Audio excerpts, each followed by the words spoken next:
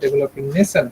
So it is actually kept as 340 liter per head per day because of use of air coolers, air conditioners, utilization of bathtubs, car washing, maintenance of lawns and automatic household appliances like dishwashers, washing machines. So if you go in developed nations, so all those ultra modern gadgets which demands some amount of fresh water will be more. Their utilization will be more compared to what we observe in our country, and that is why in case of developed nation, the overall demand is higher in comparison with what we see in our total provision.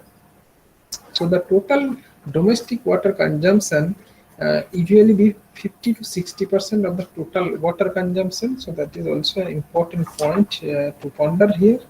And if you see, in IAS code, from though 200 is the limit under ordinary circumstances, we can have for metro cities it can go up to 225, and it starts from 135.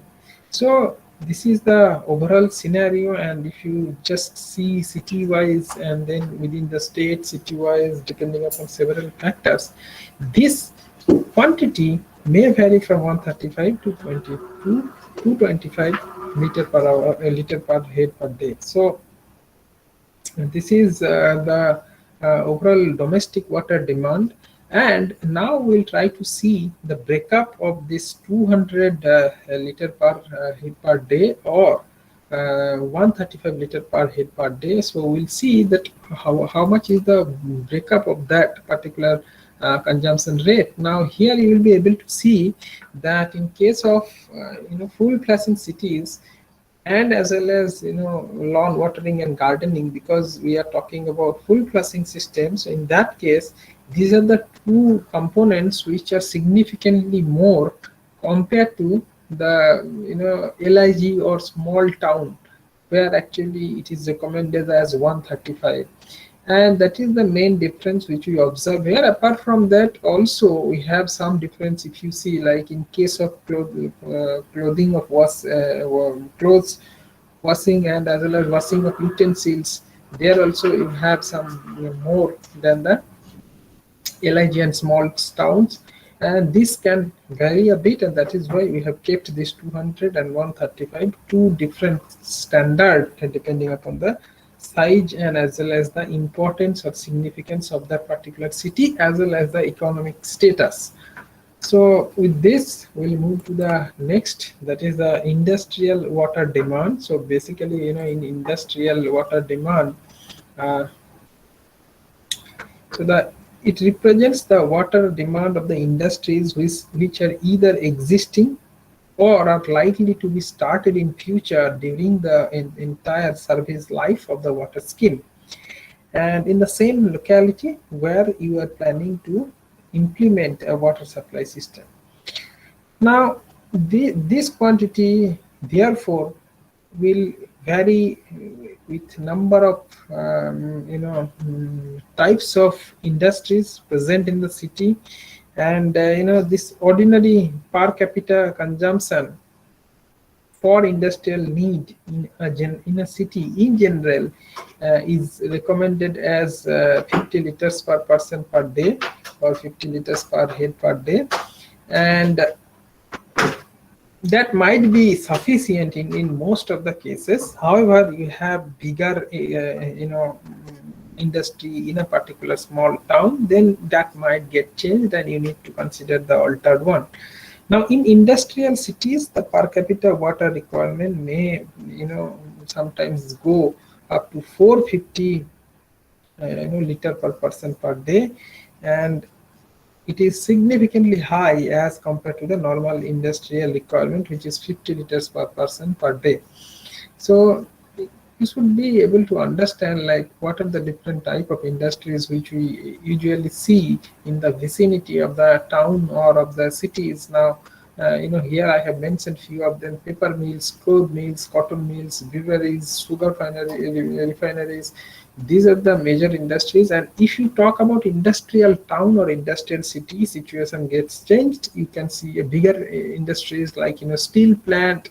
You can have some bauxite, aluminium industry. So those are basically industrial town. And in otherwise also you can have such kind of industries which are actually enlisted in this particular slide. Fine.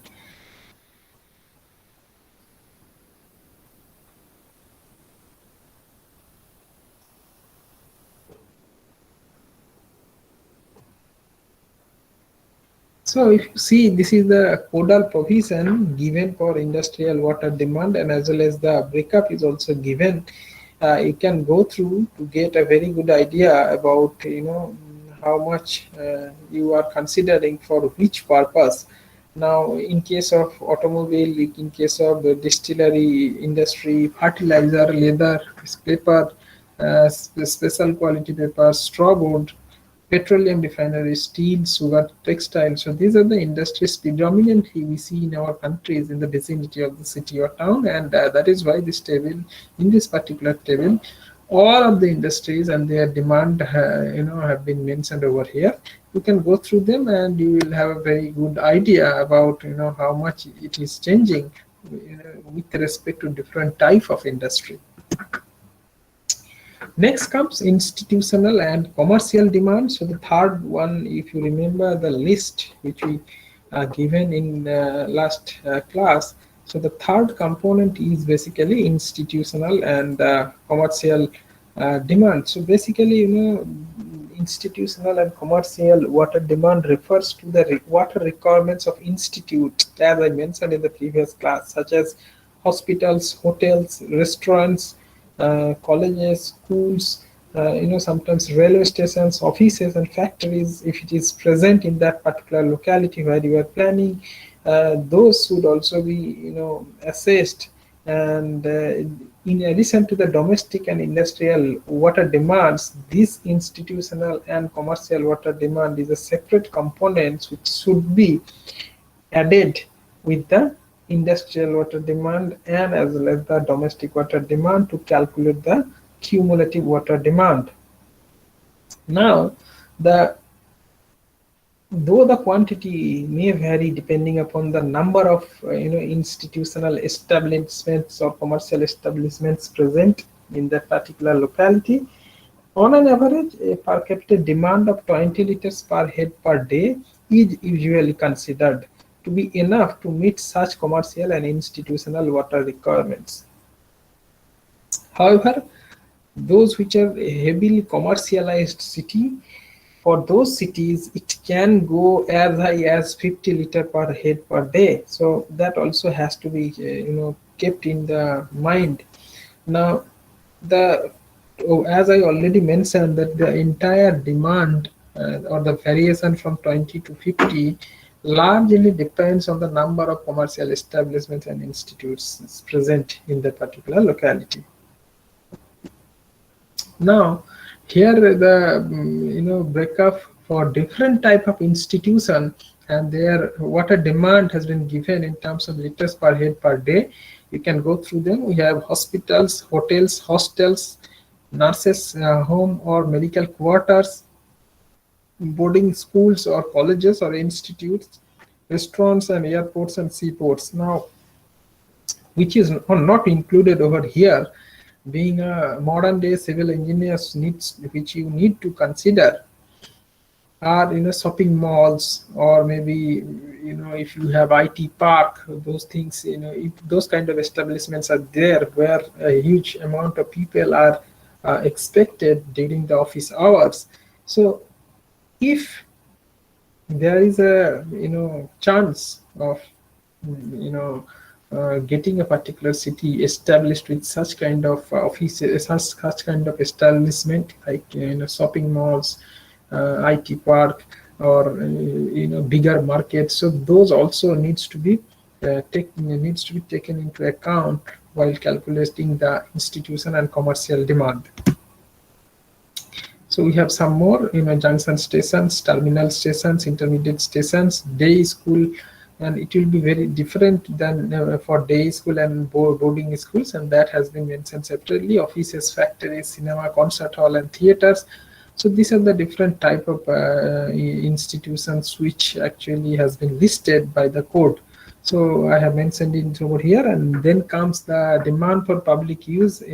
So this is another type of demand. So the demand for public use basically, inculcates the quantity of water required for public utility purposes, such as watering of public parks, gardening, washing and sprinkling on roads, using public foundation, etc. So these are all for public interest. We are not talking about any private property. So whatever we see or whatever establishment we usually use every day as a mass public are actually coming into here in this particular category. So you have park, you have roads, and then municipality or the local government authority takes care every day to keep clean and to maintain the cleanliness in a particular area, and that is why they need some amount of water, which can be included in the demand for public use head. And in what is the rate? So we can say that 5% of the total consumption is made designing the water works for a city. Fine, so it is 5%, and in terms of liter per head per day, 10 liter per head per day is usually added on this particular account. Fine, so through the table actually we are trying to show here different type of water demands for requirements for different type of purpose. The first one is public parks. So if you want to keep them clean, and if you for washing them, if you use, so basically 1.4 liters per meter square per day is the quantity of water you require. Similarly, you can see for street washing, sewer cleaning, so we have different limit, and we need to keep them in our account while calculating the overall demand. Next is the fire demand, and this is very, very important, and all of you should see this fire demand seriously, because this is a fourth part. This is an emergency situation, and you should not do any mistake, or you cannot afford any compromise in this particular demand. So these will happen maybe twice or thrice in the entire service life of the water supply scheme. However, during those twice or thrice moment, it should not collapse. So that has to be ensured, before starting the project even. So, and without knowing that when it may come. So these are the important thing which needs to be kept in the mind while measuring the fire demand, and you have to understand the significance of the fire demand compared to the other demands. Now, suppose if you forget about other one demands, that can still be manageable, whereas fire demand you need to calculate very minutely.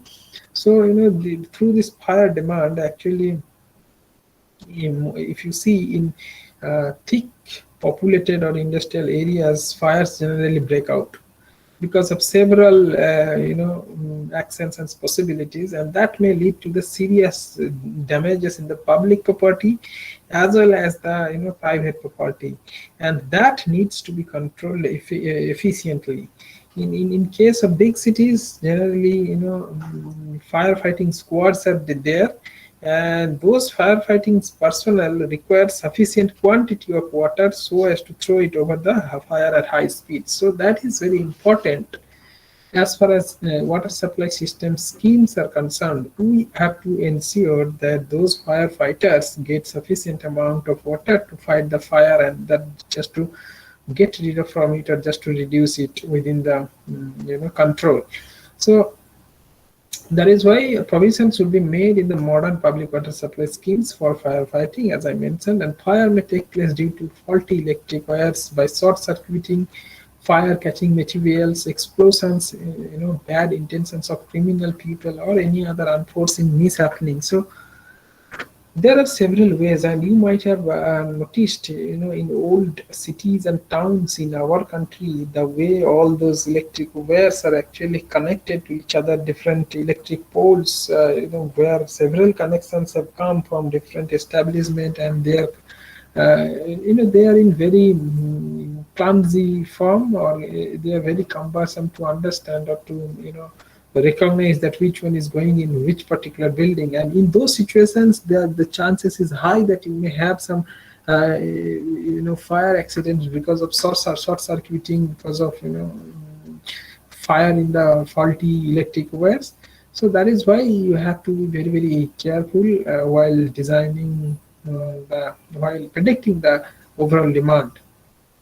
In the cities, fire hydrants are provided on the water mains at 10 to 150-meter distances. So these fire hydrants are basically the provision to connect with the pipes which those firefighters carry, and the water will be directly coming from the main lines. So that is why the discharge, the huge discharge which it demands, and at the same time the water pressure which it requires will be obtained. Fine.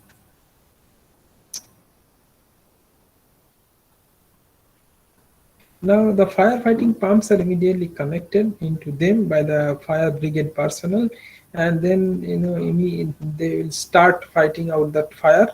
And these pumps then throw water on the fire at a very high pressure. You might have seen some videos through some news channel whenever we had some this kind of fire accidents in any of the metro cities in our country.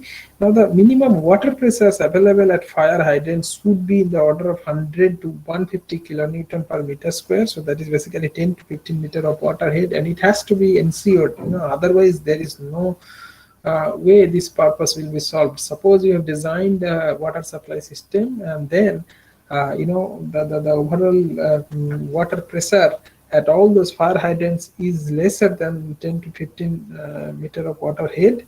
Now in such situations, this would not be helpful for the firefighters to fight and to try to reduce the fire, because you need that much amount of pressure to throw that in the high rise building. Next important part is how much is the discharge. So this discharge of each stream should be 1100 liters per minute, as I was mentioning that the discharge rate is supposed to be very huge to fight all this fire. And at the same time the quantity also should be enormous, so that such kind of pressure is maintained at least for 4 to 5 hours in constant to use as a fire hydrant. So if you see, in most of the cases for moderate fire breakout, all the jet streams are simultaneously thrown from each hydrant, and so the main idea is, one is just to fight the fire or the breaking out of the fire, and others will be using to ensure that that fire does not break out in the adjacent structure. So those things are actually done through the firefighting by applying huge amount of water in those structures. So fire demand is worked out on the basis of certain empirical formulas. So if you see, those empirical formulas are very well established, and those formulas are being used for several years now, and they have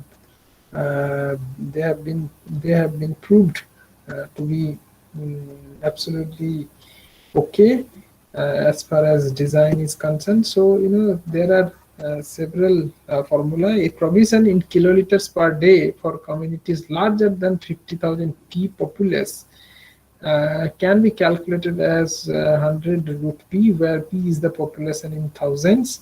So this is the water required in kiloliters. We'll be getting that. Now we have certain empirical formula. If the high rate of consumption during a fire considerably affects the design of distribution systems, and hence, while designing public water supply schemes, the rate of fire demand is sometimes treated as a function of the population, and that has to be worked out on the basis of certain empirical formula. And we are now going to discuss about the discharge, or the rate of fire demand, which is mentioned, or which is denoted as capital Q. So the most commonly used formula is Quisling's formula, and based on the Quisling's formula, Q is equal to 3128 root P, where Q is the amount of water required in liters per minute. So basically the fire rate of fire demand which we are talking about, and then P is the populations in thousands, similarly like the first provision which we have discussed. Now for Indian condition, it yields most satisfactory results, and that's why in most of the time to calculate the fire demand in Indian scenario, Quichling's formula is preferred than other. Next comes the Freeman formula. So in Freeman, based on the Freeman formula, you can see the equation which is written over here, and all the notations are known to you since I have already defined them in the previous Quichling's formula. And then comes the National Board of Fire under writer's formula. So that is another one, and we have uh, Booston's formula. So Booston's formula is another one you can see here. So basically,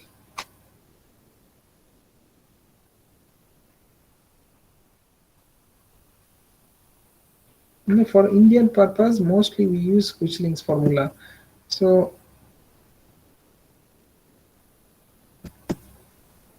this is the National Board of Fire under writer's formula. So this formula is also used, in India for several scenarios. Now we'll be discussing about that. Now, so for central congested high valued cities where population is more than or equal to 2 lakhs, so then you have the formula Q equals to 4637 root P 1 minus 0.01 root P.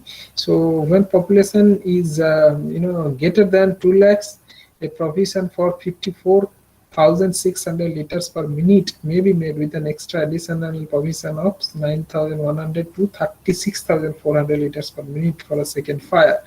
So not only you have to ensure that certain amount of fire demand or rate of fire demand you are actually keeping in mind, at the same time you need to take into account if there is a breaking out of the fire second time, or in a second fire at the same water line, then how we are going to take care. So that is why this extra provisions also needs to be considered while designing the uh,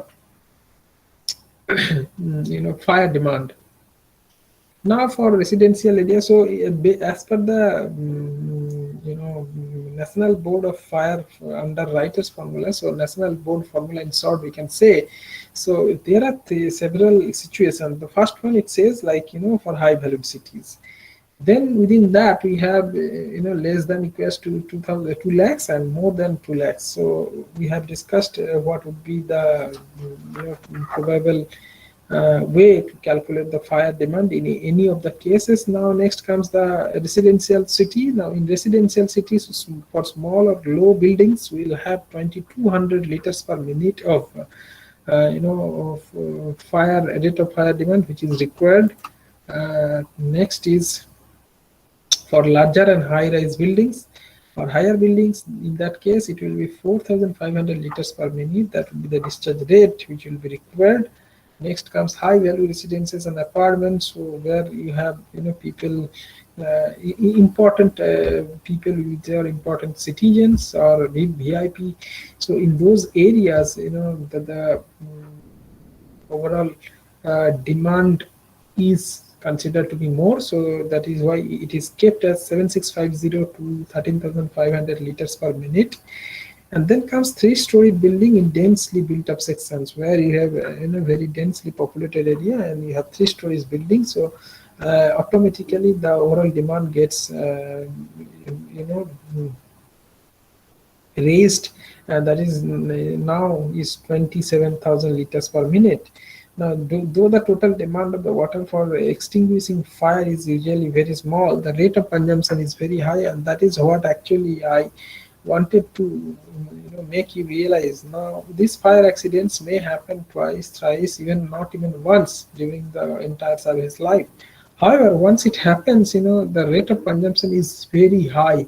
You have huge amount of pressure which is required. You have a huge amount of rate of discharge which is required, and that is why you need to plan accordingly, and you should have that much amount of water resources ready, because you don't know when this kind of fire accidents is going to occur, and as and when you have that information that a fire accident has broken out, you should be ready with your setup.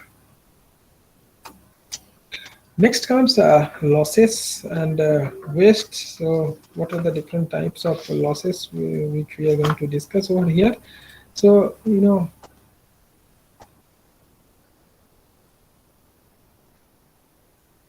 all the water which goes in the distribution pipes does not reach to the consumers. So there are a few reasons for that. So as I was mentioning in previous class, that from the resource point where you are collecting the water and then you are sending that water to the treatment plant. Now from there, it has to go through the distribution system, and then it will go to the consumption point. Now through that entire journey, there are some provisions where the water can be lost or it can be wasted because of some reason. So now we are going to discuss about all of the reasons one by one. So losses due to defective pipe joints, cracks and broken pipes, faulty valves and fittings, damaged meters and bad plumbing. So these are the problem which are very very pertinent, considering in most of the Indian cities or towns, maybe like if we have a water supply scheme which is 10 years old. Now in these 10 years the city has developed so much that most of the paraphernalia or the appurtenances which were attached that time now are buried, or maybe those are not carefully maintained, and that is why you have all sorts of problem associated with the appurtenances. And when you have problem with the appurtenances, the chances of losses are huge and significant. Another one very important point here to remember is the damaged meters. Now, suppose the other things are fine, but you have a damaged water meters, and because of that, you are unable to understand, being the authority, how much water is getting consumed from a certain consumption point. So that part is also important to keep in your mind, that the meters which are attached, you need to ensure, being a engineer or being a strategist from the municipality end, that the meters which are attached are working absolutely fine. Losses due to consumers keep open their tap or public taps even when they are not using the water, and allow the continuous wastage of water. Now this is not always not always the ignorance of the common people. Now there are two things. I don't know how many of you are from the rural side. So if you see in rural areas, in most of the places we have water supply systems executed by public health engineering of the state government. However, in most of the places there are no elevated water tank, and that is why what they do is they basically start periodically, twice a day or fourth times a day during the high demand time. So what happens is, if the submersible motor is started, the water will continuously flow to that last point of consumptions. This is fine. However, if you close all the valve or tap, then the motor will get burnt out. So that is why, even if you if you want to save water, you end up paying more money to buy a new motor. So that is why these are the design flaw or the strategical flaw which we are still dealing with, and this is a government strategy. We cannot help or in one day. So that is one problem. Now another problem which I am trying to mention here, in most of the cities where we have elevated water tank, and the water when comes from the tank, then we don't have such kind of complications of burning out the pump, because there is no direct connection of the consumption point and the pump. So in those cases, you will see people are so ignorant that after their use, they are not closing the tap or valve, and because of that, we have significant amount of fresh water going into wastage. So that part also needs to be considered in the losses and wastes. Third point, losses due to unauthorized and illegal connection. This is a very huge problem in a country like India, where illegal things are practiced and encouraged, and people think they are more powerful when they do or gain something illegally. And that is why the questions of bribe and those things come. And I know someone in the authority, so I'll pay something, or I'll give some preference to him for something, and then he or she will keep my connections up to my home. So this is the usual practice, in our country, and those kind of unauthorized or illegal connections, or sometimes, another one very common practice is, there are certain type of valves which are installed by the government, so that they can basically monitor the overall, or they can modulate the overall discharge rate for each consumption point. However, sometimes some local people in their consumption point, what they do, they change the valve, and then they attach a valve which has higher discharge rate compared to that one. Now what happens in that cases, in those kind of cases, what happens is, all the water will come in that particular valve, and then the other point, people will not get water. So these are the different problems which also needs to be taken care, while designing, because if you have some kind of problem, so if you can predict up to a certain extent, or if you give some tolerance or some factor of safety, then that would not affect in real-time situation. Allowance of 50% of the total quantity of water is made to compensate for losses, thefts, and wastage of water. See, this water is significant, and it has to be considered. There is unavoidable situation where you ignore this 15% to run and maintain the entire water supply scheme for the entire service life. Okay, so now we'll be discussing, in detail about the per capita demand. So it is important, and it is denoted as small q, and you'll see that in most of the cases where we'll be discussing about water supply system, water supply components, the term which is mostly used is per capita demand, and this per capita demand is defined as the annual average amount of daily water required by one person, and includes the domestic use, industrial use, commercial use, public use, waste and thefts, etc. So we can, based on the definition, we can express small q in the terms of total yearly water requirement of a city in liters by 365 into design population. So if you can remember what we discussed, in sometimes back somewhere, just let me tell you. Yeah, what we discussed in annual average rate of drafts, and then we discussed annual average rate of drafts in liters per day per person.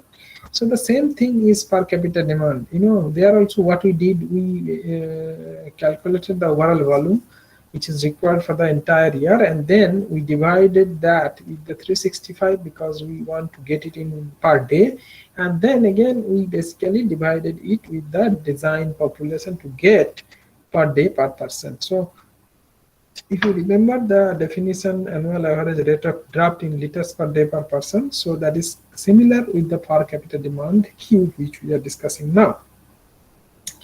So here you will see that the per capita demand, of an average Indian city, where the per capita demand is 335 liter per capita per day, or liters per head per day, and the breakup of that 335 has been given over here. You can go through that, for domestic, industrial, commercial, public, and waste or thefts. And you should, while calculating the waste and thefts, you should understand, or you should check whether the 15% which we discussed before is maintained or not. So these are the different type of demands which we actually define before going into further details. Now, the most important part is factors affecting per capita demand. So, this is one of the very important aspect to understand. Like, why so much variation? I mean, what is the main point should be kept in our mind to understand all those variation which we get in terms of per capita demand. So, per capita demand can be considered here as the outcome, and there are something happening behind which needs to be understood to understand why this difference which we are actually observing as an outcome in terms of per capita demand. So just to give an introduction, we can say that the annual average demand for water, this can be taken as 100 to 360 liters per capita per day in Indian conditions as per the codal provision. So why these variations? In some of the cities we have like close to 150, and in some of the cities it is close to 350. So there are certain reasons. So the first one and the most important one is the size of the city. So if the city is big, generally large amount of population agglomeration would happen compared to the smaller towns. So when the number of people are more, then the consumption would be more, because like all the, since it's a big cities, so you have more and more institutional establishments. Since it's a big cities, you have more and more public facilities. Since it is big cities, so people will be having good economic status, or I would not say good, I would say good is not the correct word, I would say higher economic status. And that is why the overall water consumption would be more. Now, affluent group of people, if living in a big cities, so that would actually include the utilization of air-cooled homes and so many other, ultra-modern gadgets, as I mentioned before, and all those will demand certain amount of waters.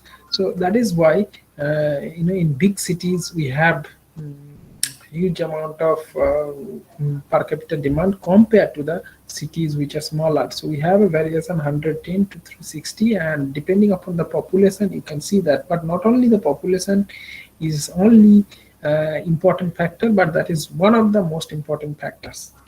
Fine.